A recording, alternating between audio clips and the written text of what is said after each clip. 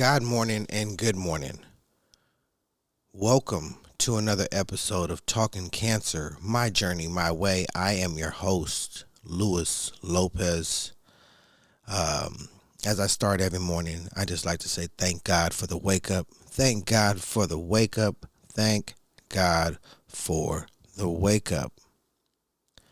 Every day is a blessing, and it continues to be that way as we continue to move forward and enjoy every day. Well, let me give you just a brief update because the other day, I think it was, the other day I was feeling, my stomach was hurting a little bit and things like that. So that was Sunday and a little bit yesterday when I woke up. So I had a feeling that it was just really, my digestion kind of thing. But the pain is just a little different, for me nowadays, due to the chemo and the radiation and things that have already been done, because of my colorectal cancer. So, so I was like, okay, well, let me just kind of ease back up and go back to, my normal way of living, my new norm. So, I didn't start to eat till, around noon, and I kept it really light all day. A lot of just fruits and vegetables. Try not to eat, didn't eat any kind of breads or anything like that. Just stayed really cool. And actually now that um, that pain is now gone. So I don't know, maybe there was just some inflammation. Maybe I ate something or there was something. I couldn't tell you. Could have been something I tried that might have been a little spicy or something, whatever. But, I noticed that, spice isn't good for me or whatever. So I'm just completely, staying away from it, even though I love it. So, it was making me feel funny. Gotta go. Right? Right. So, there's some upcoming events that are coming up, with Susan G. Komen on November 5th. I'm also excited about C4's run walk coming up here in March of 24. So, which is just around the corner. Seems like a long way away, but it really truly isn't. Especially to start preparing and getting your teams together to support colorectal cancer. One of the biggest things that I have been talking about lately on my podcast is trying to figure out how to get the age recommendation to colorectal cancer and change that to 30. And in my process and thinking, sometimes I even want to say 20 just to be, for the people that do get colorectal cancer or colon cancer even earlier for those rare cases. Again, those are rare cases, but hey, why not deal with the rarity as well? So, just try to prevent it all the way around. Now, in this process, I found, and as a matter of fact, I believe I made a mistake the other day. I was saying Randy Gonzalez, the whole show. And then I think towards the end of my show a few days ago or last week, I said at the end, I said Randy Johnson. Trust me, when I was doing the show, it was hard for me to say Randy Gonzalez because every time I hear Randy, I want to say Randy Johnson, the baseball player, obviously. So my apologies. I meant to say Randy Gonzalez, as he believed similar to what I believe. And, as I've been doing my research, I was understanding that, he wanted to change the age as well. So I was like, yeah, okay, at least I know I'm not on this boat or ship alone, Um, Although he is no longer here with us, he left a great legacy, and and actual video of asking, to, hey, let's change this to 30. So those things are critical because he passed at 35. So now let's state some of the facts about colon cancer or colorectal cancer. Some of the facts that we know for sure is that majority of colorectal cancer or colon cancer um, start from precancerous polyps. Okay, so these are polyps. This is when you want to catch them. You want to catch them early. If you find a polyp, you want to have it removed, and more than likely they're going to do a biopsy on that polyp to let you know whether or not it was cancerous. But usually that's where it starts. Okay. Now, if we could catch this thing early, that'll be amazing. The reason for being changing the age to 30, catching it early. Now, they said, well, they just changed the age from 50 to 45. Okay, that's awesome. That's a great start in the right direction, right? Now, let's say 50. It was 50. Let's use that round number. If what they say, and these are more facts in what they say, it's not if, but it's facts that once diagnosed, so let's say you get diagnosed at the age of 50. Once diagnosed, this is fact number 2, that the cancer has been developing or whatnot, probably had a polyp or whatever, developed a polyp, but has been developing for 10 to 15 years. So, had you had a screen at 40 or 35, you might have caught it early. Because now, even though you're 50, what stage did you catch it at? Did you catch it at stage 1, 2, 3, 4? That's the issue. Because it has been brewing for quite a while. Obviously, at stage 1, it probably hasn't been brewing as long. But if you were like me at the age of 47 and it brewed until stage 3, that's when I finally caught it. It probably had been brewing for 10 to 15 years. You see where I'm going here? So, if the testing age was 50, now 45, and you have that 10 to 15 year window, why not look at things early? We're looking at preventative. Okay, so that's another fact. Okay, 10 to 15 years. So now,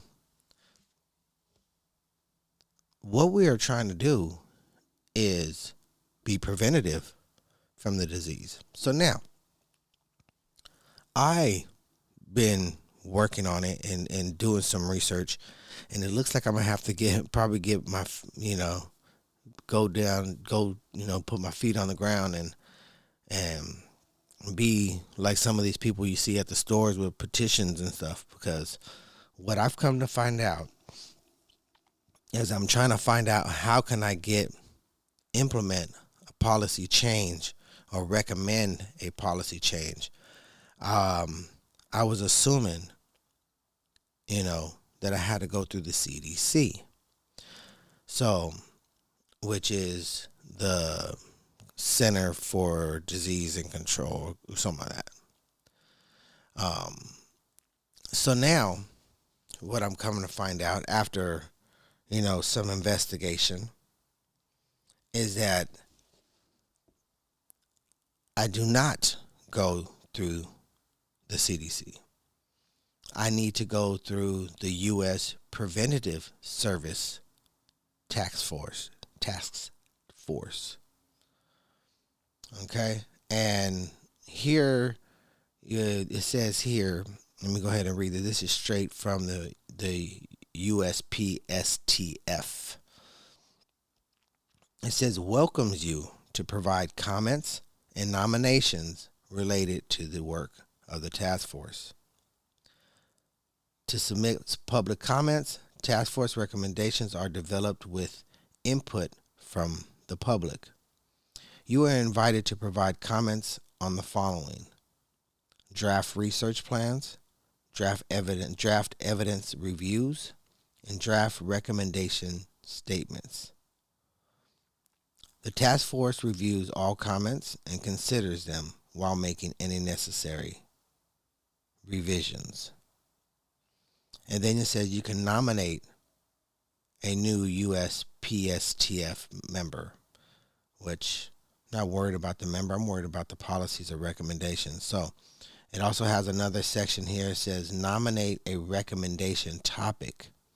Anyone can nominate a new topic or an update to an existing topic at any time. The task force prioritizes topics based on several criteria, including the topic's relevance to prevention and primary care, importance for public health, potential impact, new evidence that may change a current recommendation. So then right in small letters it says nominate a topic. So, so I clicked it. And this kind of goes into, what you need to do for recommendations. So let me go ahead and read some of it to you.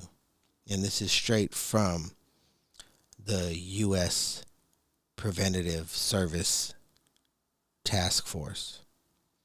Anyone, including individuals and organizations, can nominate a topic for the U.S. Preventative Service Task Force to consider for evaluation for a future recommendation to nominate a topic. Read the information below about the U.S.P.S.T.F.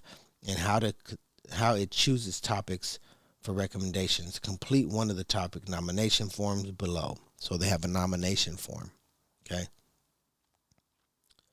The U.S.P.S.T.F. is congressionally mandated independent panel of medical experts in primary care and prevention composed of primary care providers, internists, pediatricians, family physicians, gynecologists, obstetricians, nurses, and health behavior specialists who are charged with making recommendations to primary care providers about clinical preventative services. The USPSTF recommendations rigorously evaluates clinical research to assess the benefits and harm of various preventative interventions. The results of these evaluations are published as USPSTF recommendation statements on the USPSTF website. The USPSTF recommendations are intended to improve clinical practice and promote the health of American people. The recommendations are on preventative services for asymptomatic people without signs of symptoms of the conditions targeted by the preventative service. The recommendations are meant to prevent the onset, spread of, or complications of disease. The USPSTF makes recommendations about 3 types of clinical preventative services. screening services such as colorectal cancer, blood pressure, or cholesterol measurements. Preventative medications such as aspirin or preventative stroke or heart disease. Counseling about health behaviors such as quitting smoking, eating a healthy diet, or staying healthy. The U.S.P.S.T.F reviews the evidence for preventative service to determine its effectiveness, measured by the balance of benefits and harms for specific groups based on age, sex, and other risk factors for the condition being addressed. For the U.S.P.S.T.F to consider a preventative service effective, benefits must outweigh the harms or burdens experienced as a result of the service. The U.S.P.S.T.F looks at several different types of harms, including direct harms, the harms from follow-up testing or treatments. The U.S.P.S.T.F also considers excessive time or effort needed on the part of the patient or the healthcare provider to be a harm. The U.S.P.S.T.F does not evaluate the cost effectiveness of preventative services. After deliberation, the U.S.P.S.T.F assigns one of 5 letters rating to its recommendations: A, B, C, D, or I. For details about the ratings indicated, blah, blah, blah. The goal is in selecting topics for U.S.P.S.T.F recommendations are to provide accurate and relevant recommendations that are as up to date as possible, to balance the overall portfolio of U.S.P.S.T.F recommendations by populations, types or services, preventative medication and counseling, and disease types. Development of a recommendation statement from a newly nominated topic takes approximately 2 to 3 years. Okay, so first, this is not first consideration. So, it's already, we're trying to update, right? So let me see if I can find something about updates. Okay, topic nominations for USPTF recommendations. A topic nomination may suggest now it doesn't say. Okay, so they do have topic so at the bottom of the page they have a topic reconsideration form that you could click on. So I'm definitely going to be looking into this because, like I said, I believe I'm going to have to get my boots on the ground and do some like petition work. That's what I feel like it's leaning towards. Getting public signatures and having them understand that the screening age should be changed so we could get this done, and we could pretty much eradicate, in my belief, colon cancer or colorectal cancer as a whole, just for the simple fact that if we could catch these things early, we'll have the higher survival rate for sure. So now, how to put all of this into their kind of terminology, that's probably the key. So yeah, definitely got to do my homework, written proposals, things like that, and get the verbiage down right. For sure.